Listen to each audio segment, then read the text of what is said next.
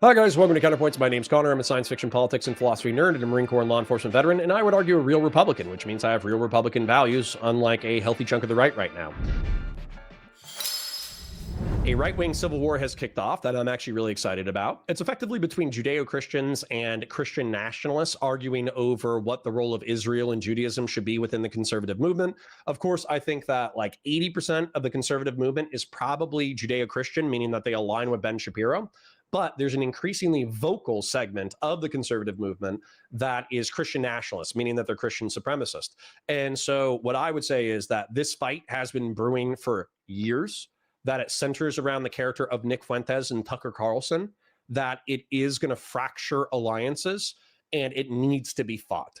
So this is Megyn Kelly hosting Ben Shapiro. They will discuss this issue amongst others. Let's take a look. What's happening to today's college kids? What explains the fear? Ben Shapiro went out and made a speech. Some students who didn't even go to the speech have made appointments with a therapist to deal with the trauma. That was the crowd that greeted conservative writer Ben Shapiro as he was attempting to give a speech. And I was told by the police officers, if you do that, there could actually be a riot. Look at me. I mean, like, do I look like a physical threat to anybody? It's not rude to say that someone who's biologically a male is a male. Facts don't care about your feelings. You cut that out now, or you'll go home in an ambulance. Yeah, that seems mildly inappropriate for a political discussion.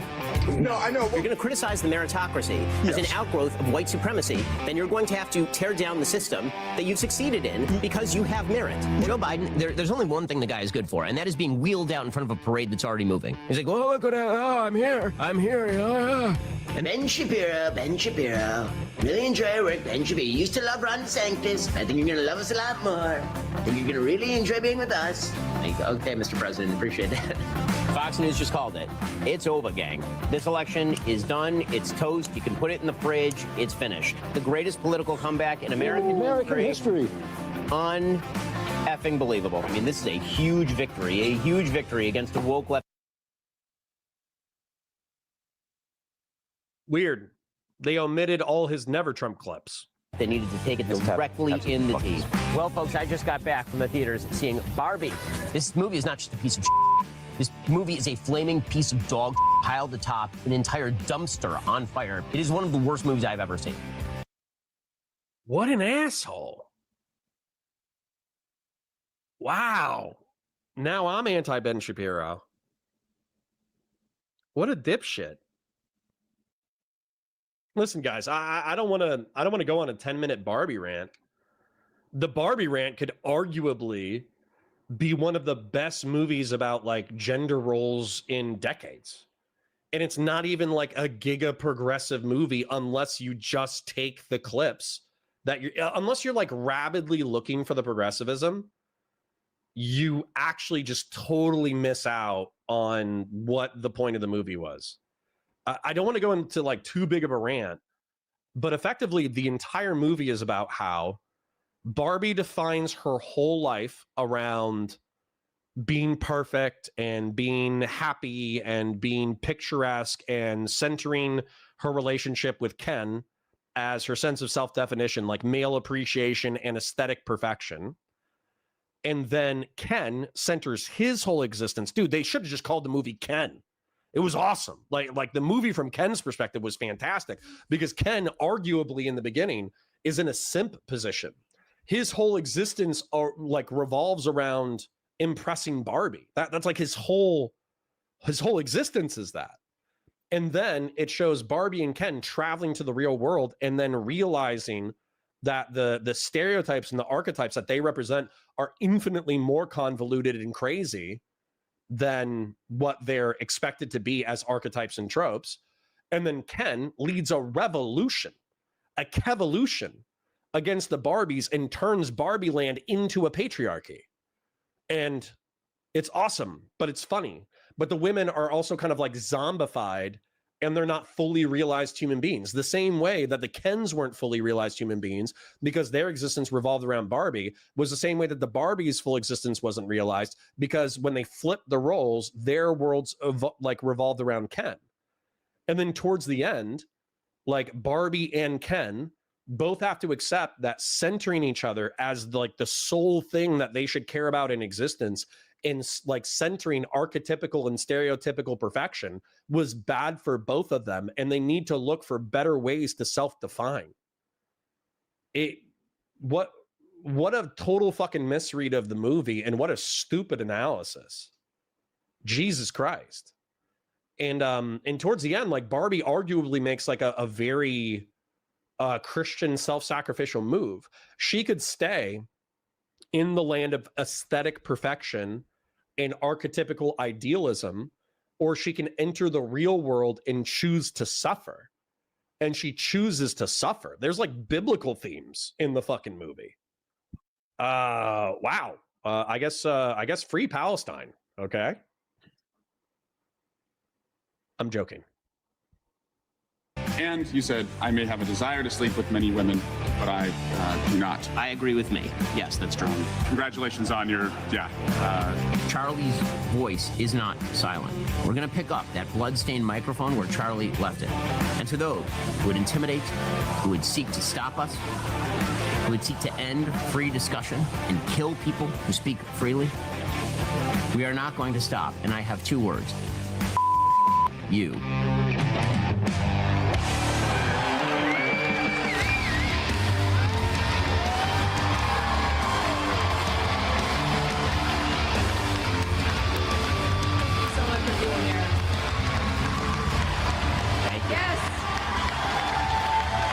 The man, the myth, the legend, the one and only. Thank you so much for being here. Thanks for having me, Megan. As How about always. that walk down memory lane? That was great.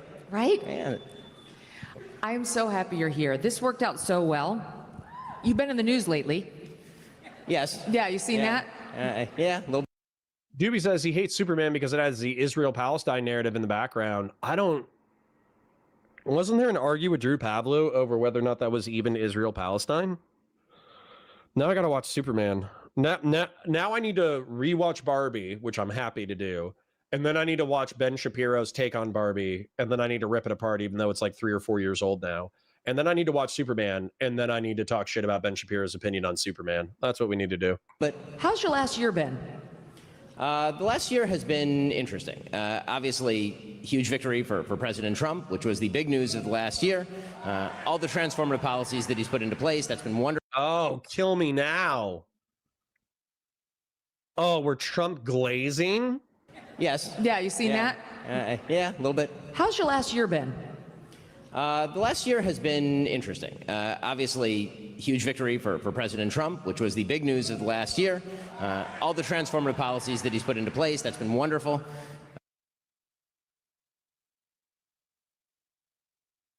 All right, I'm trying not to have a stroke. I'm trying to will the blood pressure in my skull back down.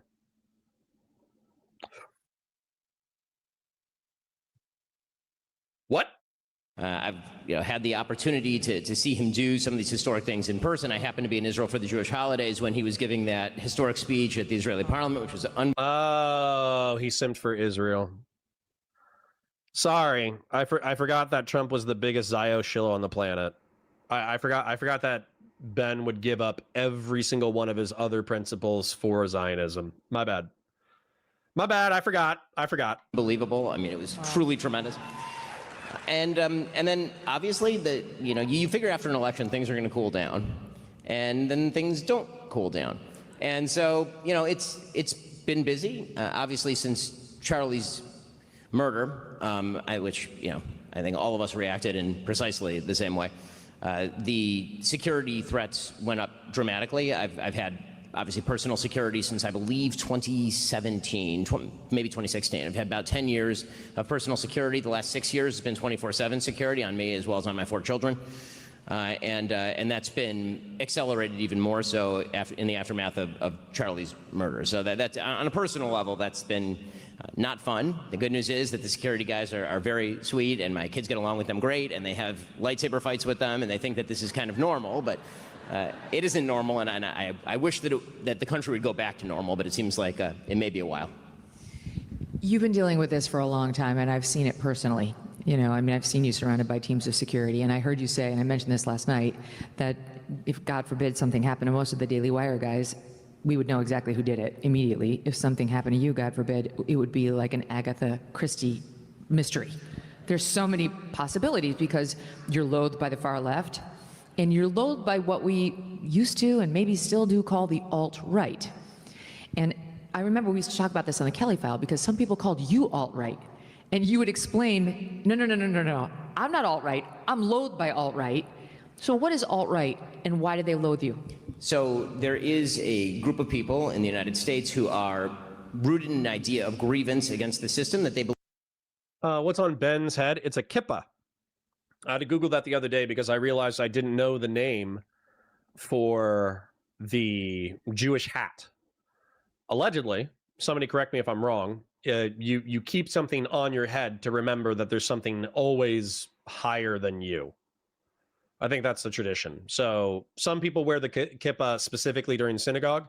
Some people wear the kippah at all times. Some people wear hats at all times. That's why I think the Orthodox always wear hats that are not kippahs. They're actually just hats. So yeah, you're just supposed to remember that there's always something higher than you. I think that's the symbolism behind the kippah. Believe has put them underfoot, and those people believe that essentially they are underfoot because of their white status, and thus they must take revenge on anybody who is disproportionately benefiting from the system that tends to, in their own minds, be Jews. And you see this mostly refracted right now through a young man named Nick Fuentes. He's 27 years old. He is the leader of a movement called the Groypers. I don't know if any of you are familiar with this. Dude, I actually, so this is what's so interesting to me because I've been terminally online in the online political realm for a really long time. I remember the first Groyper War. And I think I remember the Groypers, correct me if I'm wrong, haven't they kind of been a thing since like 19 or 20? I'm sure they've been around for even longer than that, but I'm just saying like as far as like renown, because I want to say Destiny swapped to debate in 16 and 17. Then in 17, I want to say, it might be as early as 17, I saw debates between him and Nick Fuentes. And I saw the Groyper War, which was them going to TPUSA events and them asking spicy questions to TPUSA reps. And I want to say that was around 17 or 18. It might have been a little bit later.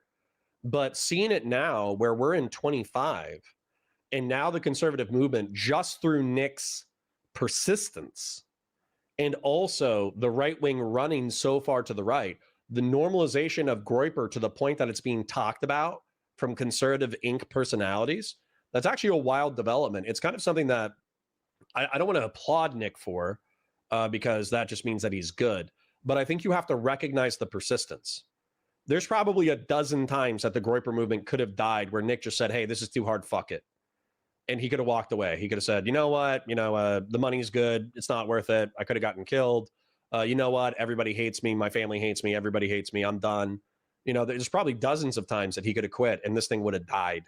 But he persisted until now it's something being talked about in the pop culture zeitgeist. It's kind of crazy.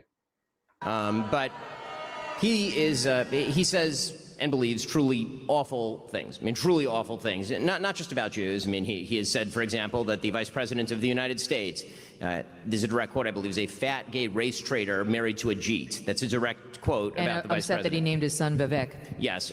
He also has suggested and spent years trying to destroy Charlie Kirk's organization. Charlie, in texts that have now been revealed, called him vermin for exactly this reason and had banned him and his followers from TPUSA because he believed that Nick Fuentes and the Groypers and white supremacy didn't belong as part of the conservative movement.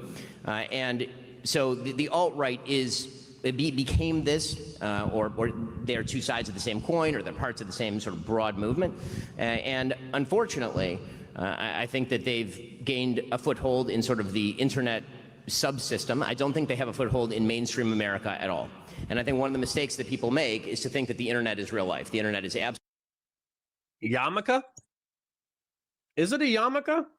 I thought a yarmulke was something completely different. I thought a yarmulke was like, I was thinking of menorah. What's a yarmulke? Oh, shit. Is yarmulke another name for it? Oh, shit. Oh, then what's a kippah? Did I make that up? What's the difference between a kippah and a yarmulke? No, I don't want AI, you arsler. There's no difference between a kippah and a yarmulke. They are two words for the same Jewish head covering. Okay. Oh, kippah is Hebrew and yarmulke is Yiddish. Interesting. Absolutely not real life.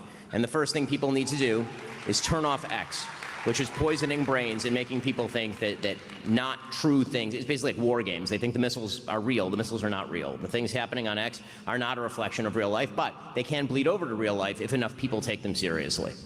So you and I have talked about Nick Fuentes many times over the years and our many appearances together, and that's how I knew about him, because he was saying, Yes, bud, you are a Ken. I need water. I'll be right back. absolutely terrible things about you. And I am going to show a video, please forgive me. I need to watch it. One of my first introductions to this guy, Nick Fuentes, and what he was saying about Ben. This is a video of him showing himself playing Grand Theft Auto, right, a video game where you shoot people, and he's pretending that this character in the video is Ben. Let's watch.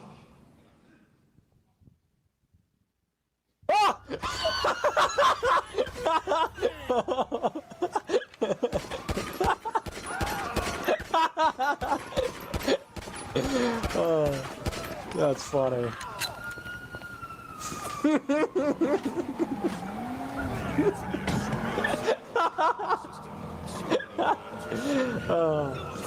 Oh, that's funny.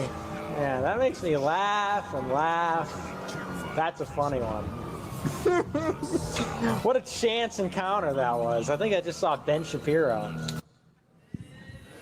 And it goes on. It goes on. I mean, I would hate for people to believe that the Nick Fuentes sort of, my problems with Nick Fuentes are about me, because they really are not. They are about the fact that Nick Fuentes... A lot of people are saying that 2018 was the kickoff. I'll be right back. I'm going to grab the water.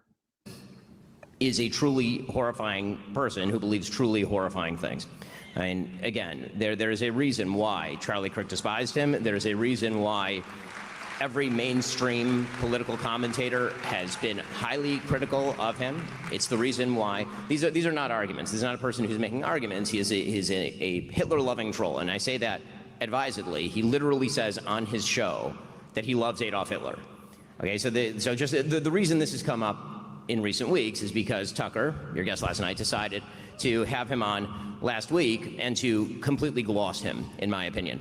And you can make up your own opinion as to what you think Tucker was doing during that interview, but I know what it looks like when Tucker Carlson decides to be an aggressive interviewer, when he decides to ask difficult questions of people. Tucker is eminently capable of doing that, and he did it to Ted Cruz quite thoroughly. But he decided, for any number of reasons, and I try not to attribute motivations to people, that he was going to treat Fuentes with kid gloves, that he was going to not ask him about any of the things that I've just mentioned, literally any of them, and to essentially normalize Fuentes, act as a sort of gateway drug, or as what I've called Tucker, as an ideological launderer of bad ideas over the last couple of years. And this is not coming from a place of animus for Tucker on a personal level. Yep. I've known Tucker for a very long time. Tucker and I, whenever we're in personal situations, we get along great. I think I saw that Tucker talked about how we were at Charlie's memorial in the vice president's box together, and he's correct. I mean, we saw each other, we said hello, we talked, it was very friendly, and all of that. And it's also true that a couple of days after Charlie's murder, he reached out and he called me and he said, listen, I know that we're at odds, and we've been at odds for a number of reasons, mainly political. I mean, again, on a personal level, I'd go fishing with Tucker anytime. Zaya says, I think the original TPUSA Groyper War was 2018. Yeah, that's what I'm saying, is 7 years, man. Think about that. That means that Nick was 20 when he first launched the Groyper War.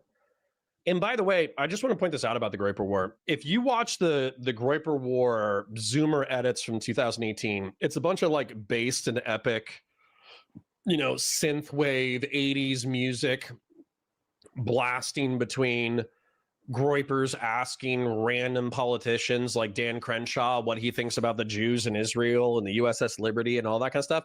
And you can tell that the people that they're interacting with are kind of flat-footed. Like they did not expect an attack from this vector. And so they don't have any rhetoric prepared. They just kind of like flub through the answers. And as a result, they play like, epic music between the Groypers asking all these awkward questions about Israel. But then if you actually watch, because there's uncut footage of like the hour-long questionnaire, what really happened during those events, in my opinion, is there's like 50 minutes of people asking normie political questions, and then there's 5 guys maybe who ask like the edgy Israel questions, and then there's a collective groan from the audience where they're just like, oh, this cringe person, because like they can kind of tell that it's like an off-putting, veiled, anti-Semitic, mildly racist like comment or question, and that the host is not going to have a good response. And so for me, playing that as base, that's propaganda. Like, these guys are oftentimes, no offense to my current audience, but they're kind of basement nerds, which is fine. Like, listen, guys, I'm in a room in my house surrounded by lighting in a live stream right now. I'm effectively living the basement nerd lifestyle right now. But they're basement nerds. And so they have social anxiety. And so they're kind of awkward people. But what Nick's been able to turn that into through persistence is something that is a internet phenomenon that is an ideological threat to conservative Inc. And so while I don't think that we should praise him for that, what we should recognize as a virtue is the virtue of persistence. Once again, he could have quit 7 years ago. He could have quit 5 years ago. He could have quit 3 years ago. He could have quit at any point, and he just didn't. He just kept hammering that nail until it was a thing. So give him credit for that, at least. The real question is, for me, I got into this business because I care about the ideas and I care about the ideals. And so when you're determining what is conservatism, what should the future of America look like, and where do you draw the lines, those are the questions that I need to answer in my job. For me, my business is really not about friendship. I have lots of friends, people who I love, with whom I disagree on politics and don't believe they should be leaders in the conservative movement, for example. And that, to me, is the real question. In any case, Tucker reached out. He said, we've had a bunch of disagreements, and, what if we could put those aside and align toward the DSA in particular, is what he mentioned. And I said, Tucker, you're totally right. Let's do that. That would be great. In fact, the TSA? The DSA, the Democratic Socialist Why the America. TSA? How did that bring you together? The Kip of my balls, laugh my ass off. Nice. Democratic Socialist America. And the reason I know. And yes, and the reason I'm taking TSA only divides people. Is because, yes, the reason I'm taking out my phone is because I don't just, I like to evidence what I'm saying with, actual evidence. So I texted him, and the text exchange was very nice. I mean, here's what the actual text exchange went like after the call. So I texted him, and I said, thanks so much for calling. It means the world. It truly does. Should we do a show together talking about the DSA threat, Democratic Socialist of America threat, and orienting in the same direction? Happy to do whatever it takes to bring everyone back together for the fight that matters. And Tucker then wrote back, thanks, man, I appreciate it. I'm going to spend the next week or two thinking about how to be most effective. The country is clearly on the brink. I reached out repeatedly after that. Nothing happened. And again, I thought it was a good idea at the time. I think I felt differently after I saw what he did with Nick Fuentes, and after he proceeded, in my opinion, to spend the subsequent weeks doing literally nothing to fight the left. I say this with sadness because Tucker used to be, I think, a deeply important part of the. Well, QC John says, to all the coggers, I can initially report that after 3 hours and 15 crappies in the cooler, that Gore-Tex is entirely too much insulation for 29 degrees. Carhartt, bibs, and rain jacket would have been fine. Based, bro. Based. Conservative push to win. The number of times that Tucker Carlson has mentioned Zohran Mamdani since October 5th on his show is once. And it was in the context of Marjorie Taylor Greene and Tucker Carlson talking about the appeal of Zohran Mamdani. Just by way of contrast, not because I'm a perfect representative here, but because you've talked about Zohran Mamdani a lot. A lot of us have. Since October 5th, I did 17 separate shows on Zohran Mamdani, including 4 in the last week before the election. Okay, because when you're orienting against the left, you really should orient against the left. Okay, so a lot in there.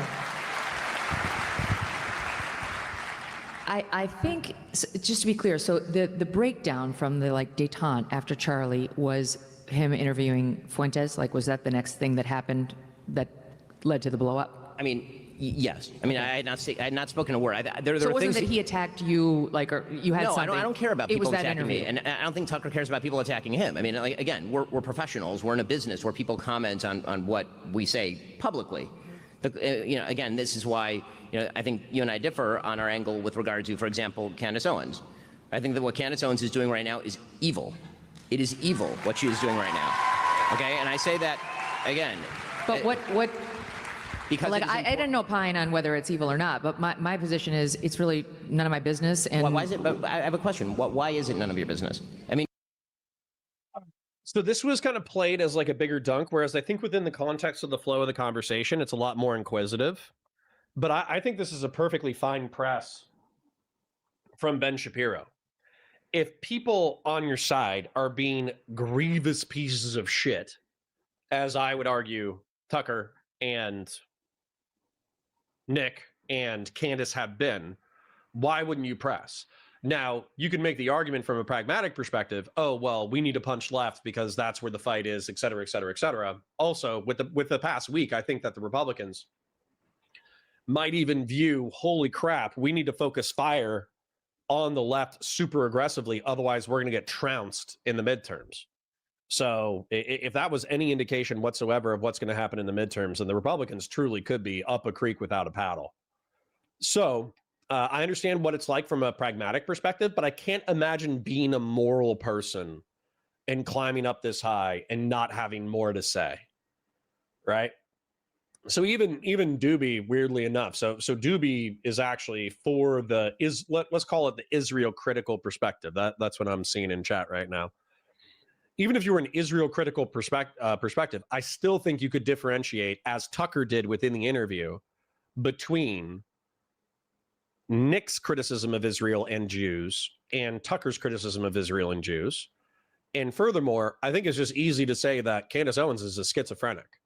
They're about to talk about it, but Candace Owens is insinuating that the Israeli government, Israeli intelligence, and Israeli citizens in league with TPUSA members orchestrated the assassination of Charlie Kirk. That way the Ziocons could profit from his death.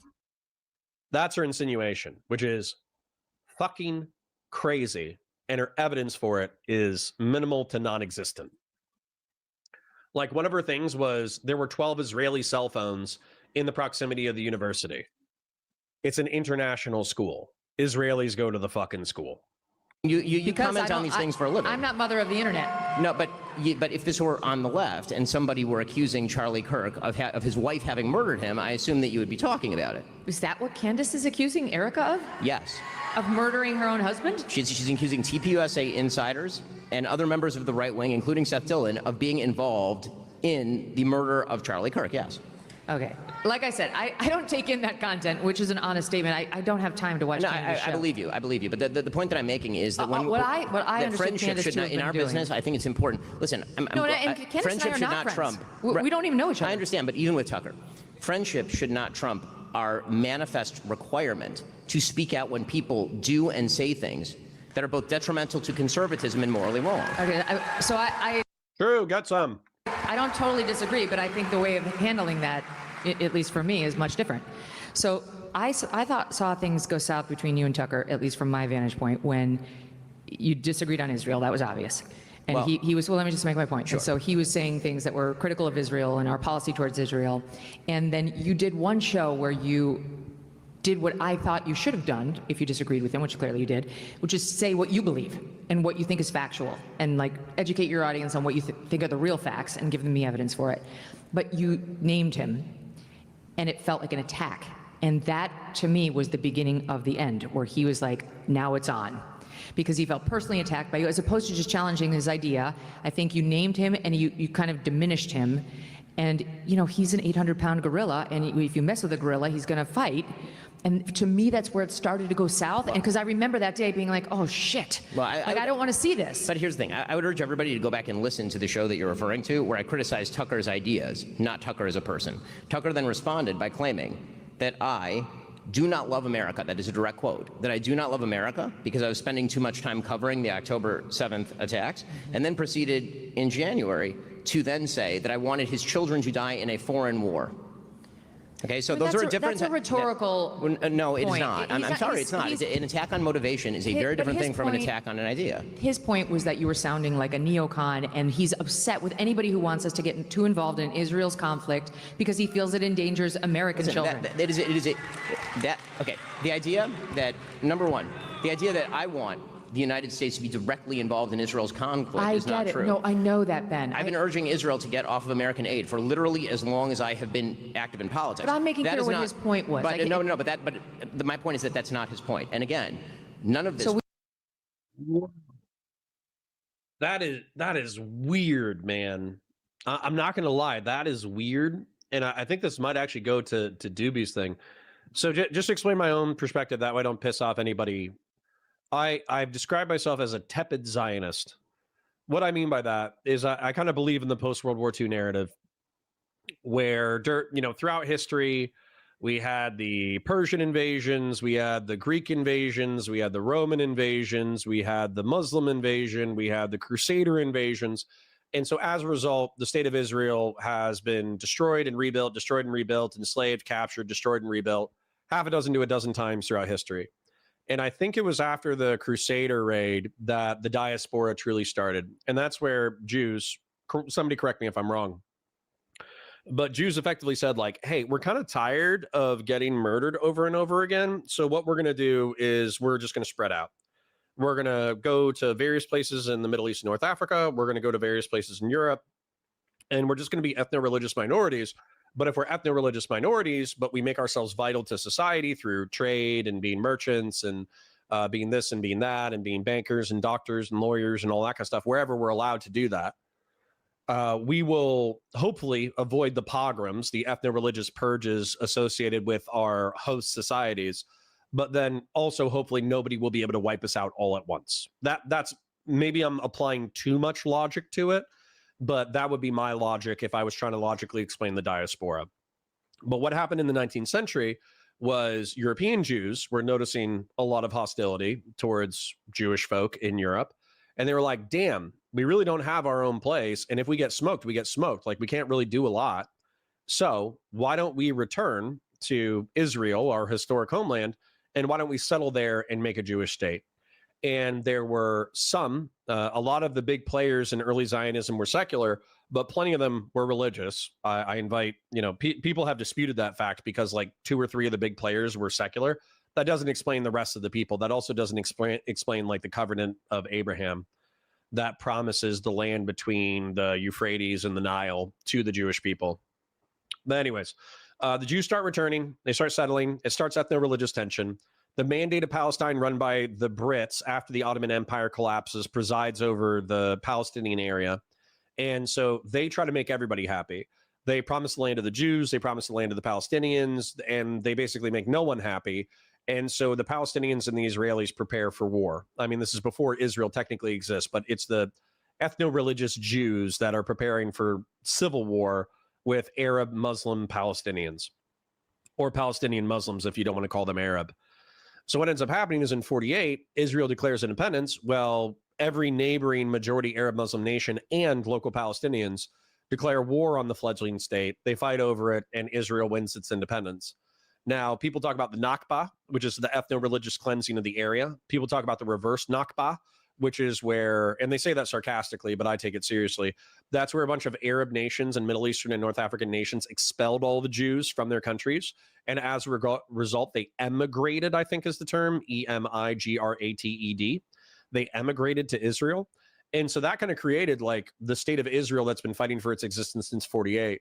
Now, Doobie, using him as an example as an Israel critic, actually I won't because I don't know specifically what he believes, but they believe that since then, Israel has used the hostility of its neighbors and the hostilities of Palestinians as a pretext with which to launch increasingly invasive campaigns that have expanded its territory over the past century.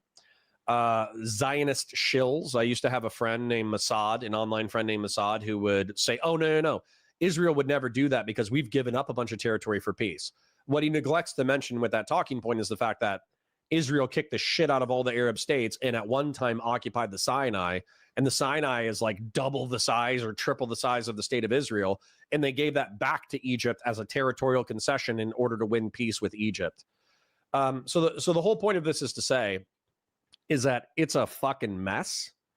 And you kind of have to decide whether or not you support the existence of the state of Israel. And then you also kind of have to decide like how much can Israel violate the moral norms of modern diplomacy and you tolerate it. Because realistically, they can use terrorism as an excuse to occupy Gaza and the West Bank, but we would never use that as an excuse for the United States.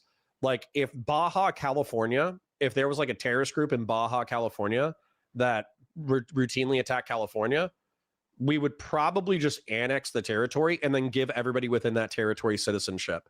Whereas it seems like Israel is taking control, but then they have demographic concerns because they don't want to be in an Arab Muslim majority state.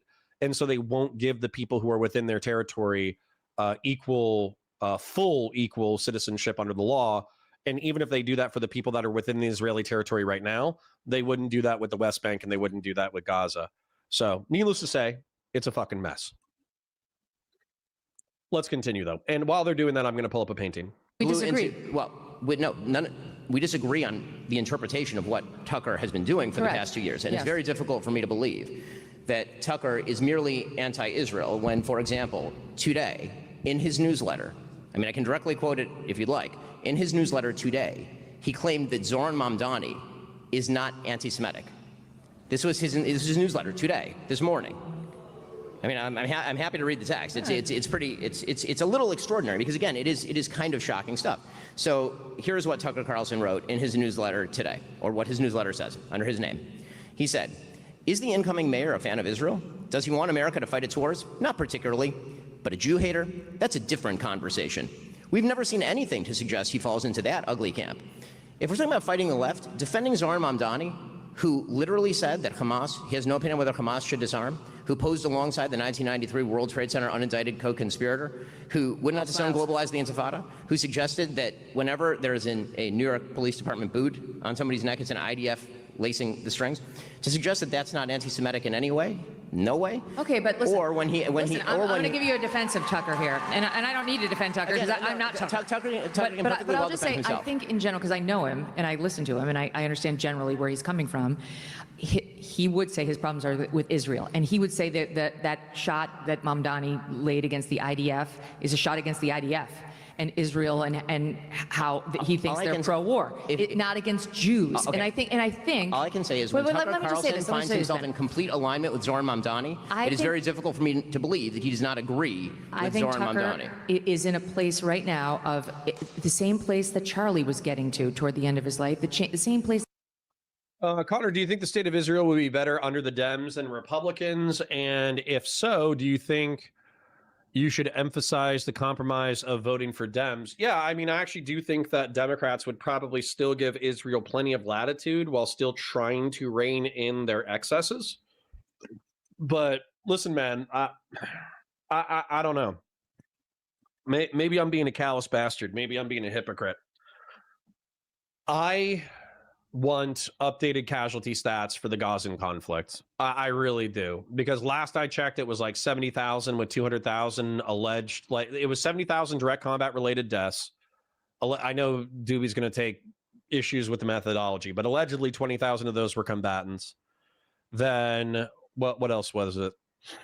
200,000 indirect deaths. So that's like starvation, disease, all that stuff. And that's like alleged to have happened over the past, it was October 7, 2023. So October 7, 2025. So that's 2 years. 2 years. So 260,000 over the course of 2 years, which is arguably 10% of the population. That's actually a lot of people. The reason why I guess that I'm always trying to color it within what's going on within the region. Because if you do look at the Sudanese civil conflict, that's supposed to have killed a few 100,000 people. When you look at the Syrian civil war, that's supposed to have killed a few 100,000 people. When you look at Iraq, that's supposed to have killed several 100,000 people. And so I do take Doobie and critics of Israel's arguments against Israel seriously, because they're supposed to be an ally. Like if Russia is monstrous, that's no skin off of my ass, because Russia isn't an ally. If Saudi Arabia is monstrous, that's unsurprising because they're a theocratic dictatorship, even though they're an ally. And then oil trumps our moral objections to the state of Saudi Arabia.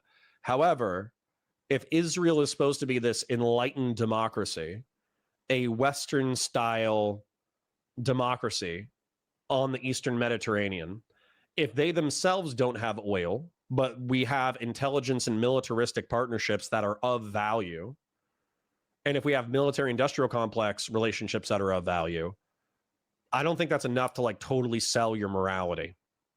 I don't think that's totally enough to be like, oh yeah, ethnic cleansing. Well, Israel's doing it, so it's based. Like, I don't know, man.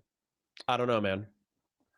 I want to support the existence of the state of Israel while also somehow forcing them into a reasonable two-state solution that actually builds back Gaza and the West Bank. If they actually executed the 20-point plan, proposed by the Trump administration, if they actually did it, then I would be happy. But I don't think they're actually going to do it. As some people had tried to drive me, which is you're under withering, nonstop accusations of being something you know you're not. Well, but from some people who you love and who you've been protecting, at least in my case and Charlie's case, for 2 years, who you've been completely defensive of. Megan, and Charlie and I both felt, and because we talked about this on my show, like, what's happening here? Why are they dropping charges of anti-Semitism? Ooh, Doobie. You actually asked a question that I think is so interesting. Doobie, why would an American who supports Israel want Israel to get off of American support? That's our leverage to keep them in line with American interests. Yes. So that's actually, I'm sorry if I didn't comment on this earlier. I think Ben wants them off the American teat. That way we have no leverage over Israel and they can do whatever they want to do. I think you're asking the right question there. I think Ben wants Israel to be even more off leash, which is fucking crazy. Against us when we love Jews and we're both open Semites. So, we're Zionists. So, Megan, you may notice, I'm just talking about me here. Are there people who are overzealous? Sure. Have I ever attacked you? No, never. Did I ever attack Charlie publicly about any of this? No. Okay, he and I had disagreements behind the scenes. Did I ever? You're like, you get defensive, and I think Tucker's feeling defensive. By the way, I waited to attack Tucker until he glossed Nick Fuentes, that has nothing to do with Israel. Nick Fuentes hates Jews. I'm not saying Tucker you didn't have a right to go after him. I mean, I think you did what you thought was right, and you felt, and he mentioned you a few times in his interview with Nick Fuentes. He did, but again, I don't think it's about that, because if he had not mentioned me in that interview with Nick Fuentes, I still would have said something about it, because again, glossing people who are white supremacists is bad electorally on a pragmatic level. A right wing that embraces its own fringes will end up in the same position as a left wing that has embraced its fringes. So that's why I want to get into it. Embraces. Yes. So now, having spoken to Tucker, I actually see that interview very differently. And I did listen to the interview, and I knew what Nick Fuentes was.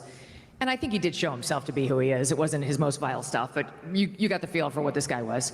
But I really think Tucker was talking to him, Ben, to put like a bumper on this guy.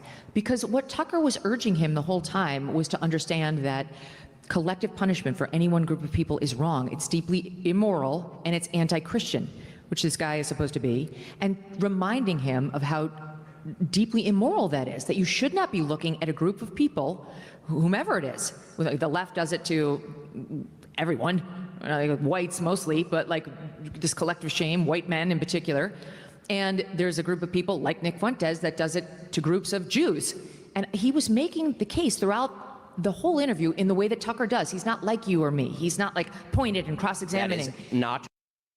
Chase to Chase makes one of the points that I make. Yeah, I wouldn't want Israel to just be out there in the wind, and maybe they would have some affinity for the United States because there's 7 million Jewish people in Israel, and there's 7 million Jewish people in the United States, and then there's 2 million people, 2 million Jews worldwide. I think the total population is 16 million. I think the Jewish population before World War II was 16 million. So they just passed their replacement of the people that they lost in World War II. Now, I would not want Israel to have the industrial and technological capacity and human capital that it has and develop further drone and military industrial complex technologies and then just willingly sell that to Russia and China because we had cut off diplomatic relations. And I actually agree with Doobie that it's in America's interest to keep some level of financial and diplomatic leverage over Israel insofar as we can. I actually think that Ben's argument that Israel should be completely financially and diplomatically independent of the United States, I think that's effectively him saying, like, no, Israel needs to go harder, which I think that kind of betrays the argument, because the argument oftentimes from tepid Zionists such as myself is that most Jews are chill and most Jews are cool and they probably don't want to kill their neighbors. But when Ben is like, no, Israel needs to be more unhinged. It's like, whoa, what the fuck? What the fuck is that all about? True. And was That is making. fundamentally untrue. No, Ask no, no. Senator Ted Cruz whether that is He true. gave it to Ted Cruz because Ted Cruz is a politician. That's yeah. Well, Yeah. hold up. So only politicians get cross-examined? You don't. Well, look, Truly? it depends on the person. Tucker That's- would never cross-examine a person Megan is sweeping like a motherfucker, though. I will point that out. who is not a politician. That's his rule. Tucker has excoriated public figures who purport to speak for us and represent us for many years. Nick Fuentes is a podcaster civilian. Okay, I just have a question. We all in our industry are constantly excoriating people who are in our industry. It happens all the time, every single day. Okay. Okay. Again, But we're talking about his interviews. we can agree to disagree on your interpretation of what Tucker was doing there. I think everybody should watch and determine for themselves what they think Tucker was doing in that interview. And I urge you to watch it back to back with the Ted Cruz interview to determine whether you think that was an aggressive Tucker Carlson interview. Yeah, but Vets Sunil, man. Sorry, real quick. Vets Sunil says, how about Turkey and their violations against the Kurds? They're supposed to be a democratic secular state. That is the largest military in NATO after the US. Yeah. What they're supposed to be. But let's just say that we grade our allies on a curve, and allies in the Middle East and North Africa are graded on a curve. Now, you could say that we should grade Israel on a curve as well, but realistically, you're just arguing that they should be able to do bad shit and we should be able to look the other way, which I don't think is I don't think that's a good thing, man. Listen, even if you appeal to pragmatism, I can appeal to pragmatism in reference to Israel. I can say their tech is way too developed, their military industrial complex is way too developed. Half of their population is in the United States. We have this unique historical tie. I believe in the post-World War II consensus. I can say all of that. And then I can still say that wiping out 270,000 people over the course of 2 years is fucked up. You know, these things are not in conflict. They sound in conflict, but I'm not going to pretend that 270,000 people dying, 10% of the Gazan population over the course of the past 2 years is like based. It's not based. War sucks. Like, do you know why war is cool?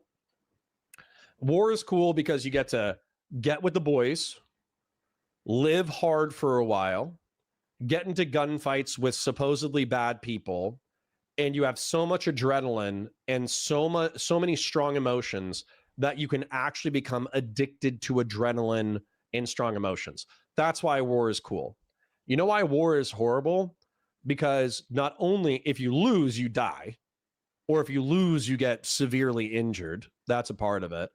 And then not only that, you will probably see some of your friends die or be severely wounded. And then also not just that, you will see tons of innocent people be killed or injured. That's why war is horrible. And so the whole point is that, like, I'm not going to pretend that the excitement and adventurism of war or the geopolitical interests of war outweigh the horror of it. And 270,000 people being killed should be a horror. Now, you have to justify that within what you do next.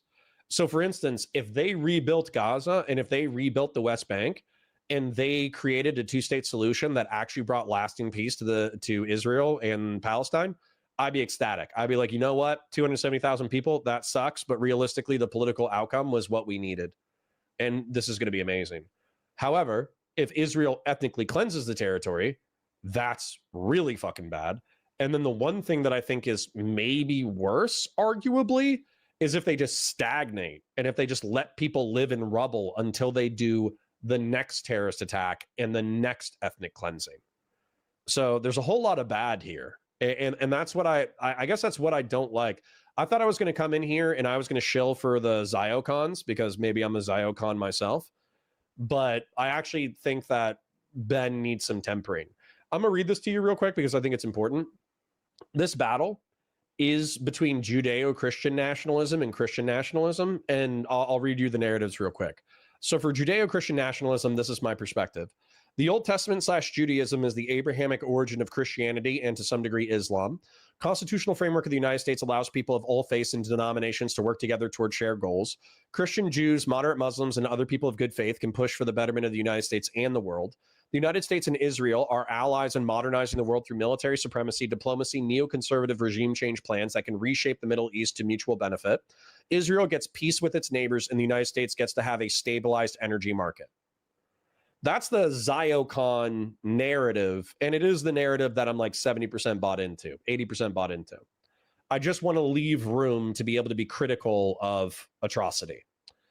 The Christian nationalist narrative, which I argue is worse, regardless of whether or not I'm too critical of Israel or insufficiently critical of Israel, regardless of your perspective on my criticisms of Israel, this is a worst perspective because it inflames ethno-religious tensions. Christian nationalism says Christ's covenant eliminates the need for Judaism. Judaism is a vestigial religion that no longer needs to exist.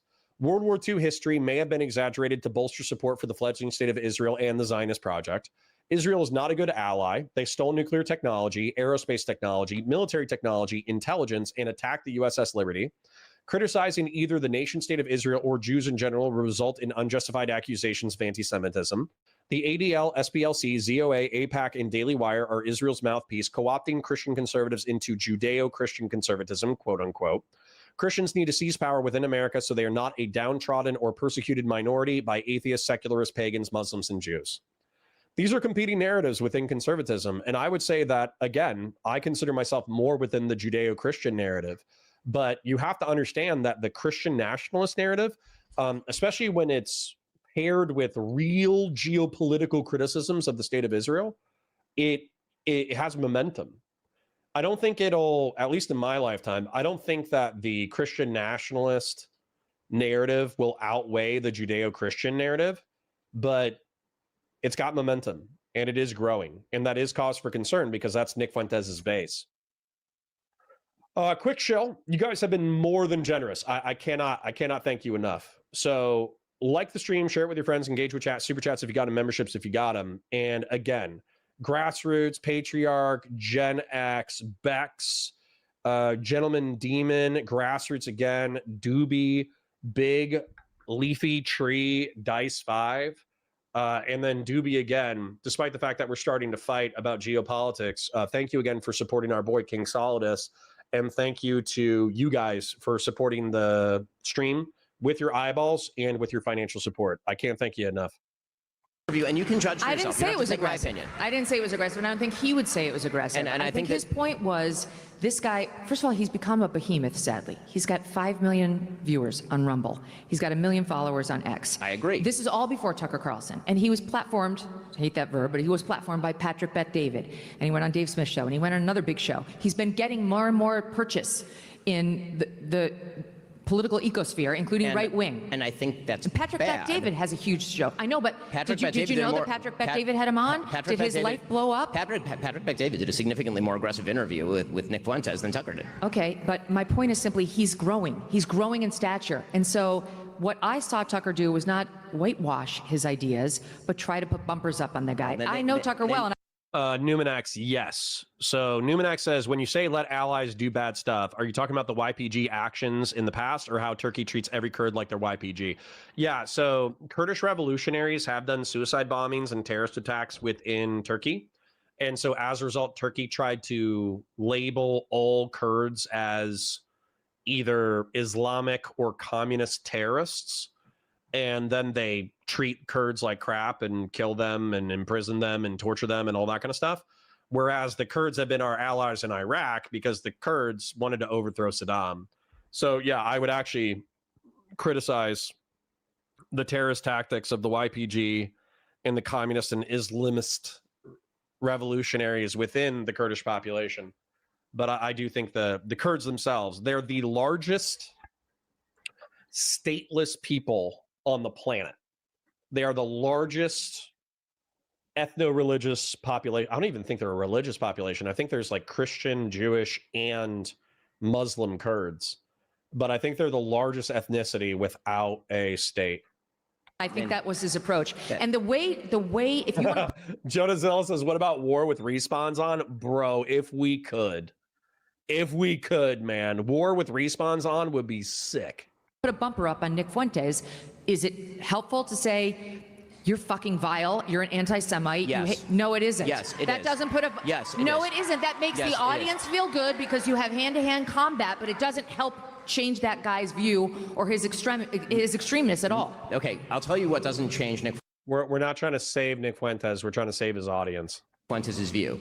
Tucker Carlson with his arm around Nick Fuentes, grinning for the camera, while Nick Fuentes tweets out America first, and then triumphantly goes on the air the next day to explain that he has essentially used Tucker Carlson as a vehicle for manipulating other people. Okay, that's what Nick Fuentes is saying, not me, Nick Fuentes. Okay, and Nick Fuentes, and by the way, I will again say that Tucker Carlson, when you say to somebody in an interview, do you condemn anti-Semitism? And then the person says, sure, which is what Nick Fuentes said. He said, I'm not an anti-Semite, which is blatantly untrue. Yeah. A responsible journalist would then follow up, demonstrating that that is false. Tucker did not do that. He allowed him to get away with that, and then he allowed him to talk about, quote-unquote, organized Jewry, followed by Nick Fuentes being treated to a disquisition by Tucker Carlson about why Christian Zionists of all human beings on earth are the people that he hates the most. He took that back. You can't take that back. How do you take that back? He did. How? Because he went, he spoke Then he should No. explain why it was wrong. He should explain why Christian Zionists are actually wonderful people. Tucker is very quick to self-flagellate, and he went. Dude, I think that sweep is mad funny. I think that's one of the funniest things where somebody's on your team is like, I take that back. And then you're just like, yeah. I think that, dude, what if Vosh did that? What if Vosh did that with the Lolly controversy? What if he was like, yeah, my bad. Whoops, I take that back. And then everybody was just like, oh, cool. What if Destiny, like with his whole drama, what if he was like, you know what, Pixie? My bad. I take it back. And then she was like, oh, okay, cool. I think that's a crazy sweep. And by the way, I think Tucker feels exactly how he feels about Christian Zionists. He views Christian Zionists as useful idiots for Jewish Zionists.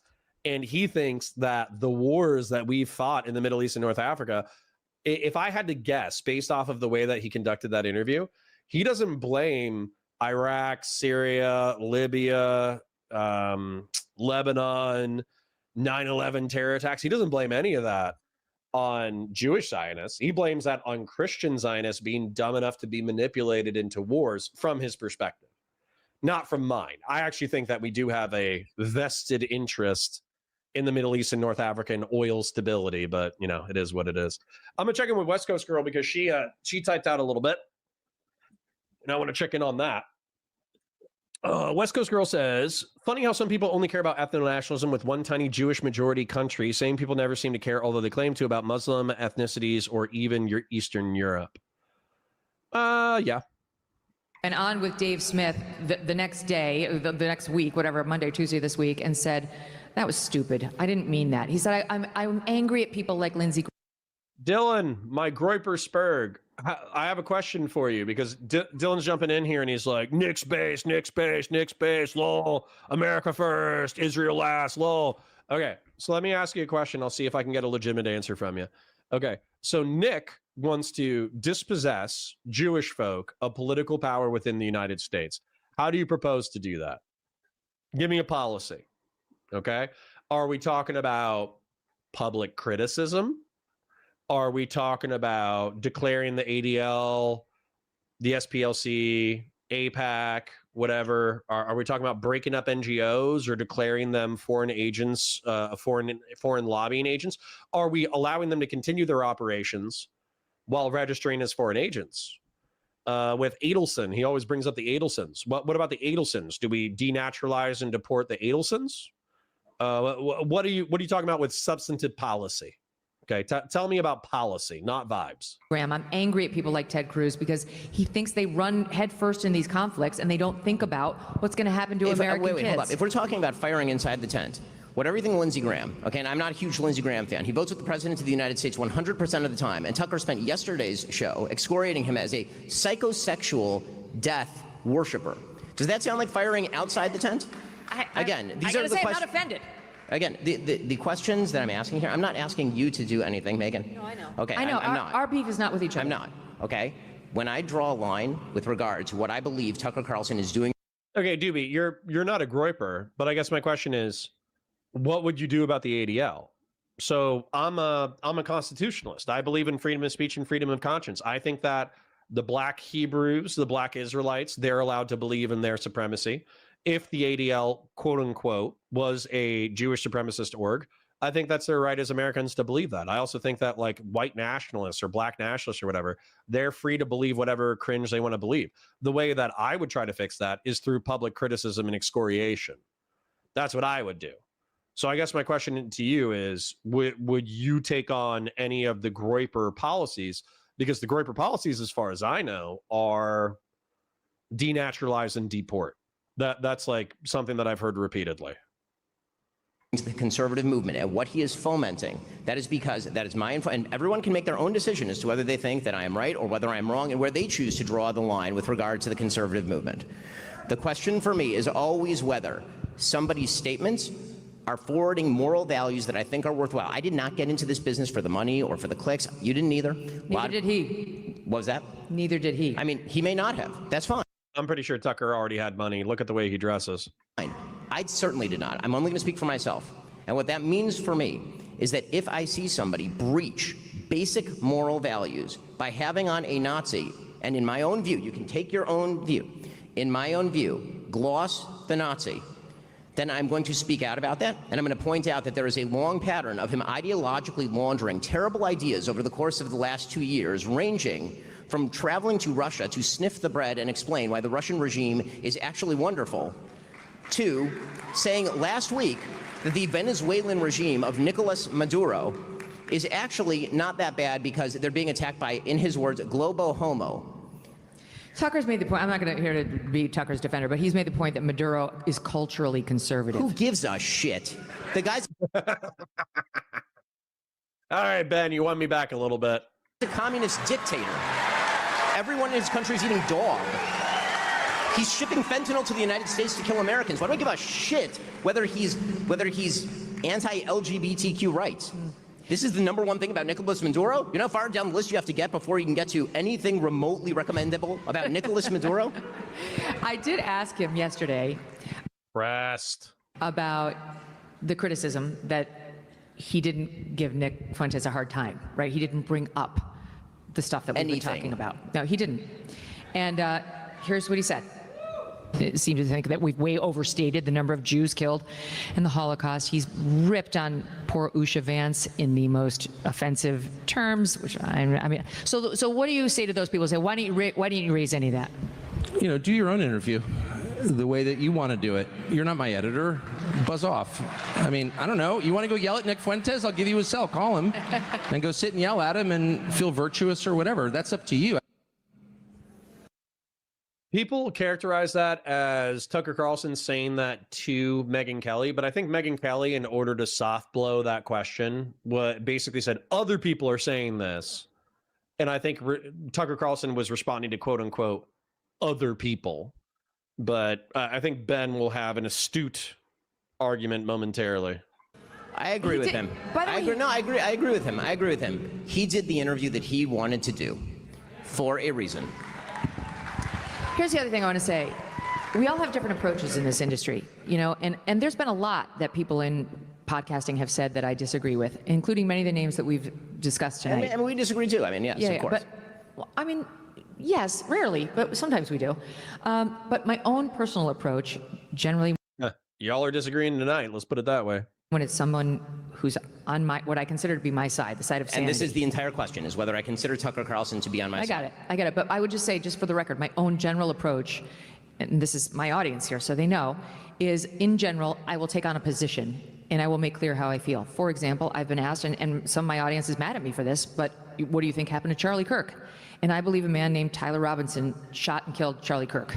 I believe he was influenced by trans Tifa, radical trans activists, that he fell in with a lunatic that goes by Lance Twiggs, that guy was extremely radical, and that he and possibly a band of others convinced this guy that violence was the answer. And I believe others knew about it before Charlie was killed. That's what I believe. And until you can show me cold, hard proof that it was something other than that, that's what I'm going with. And I don't want to do or say anything that will jeopardize the FBI investigation and prosecution of that guy to make sure he spends the rest of his life either behind bars or on the wrong end of a firing squad.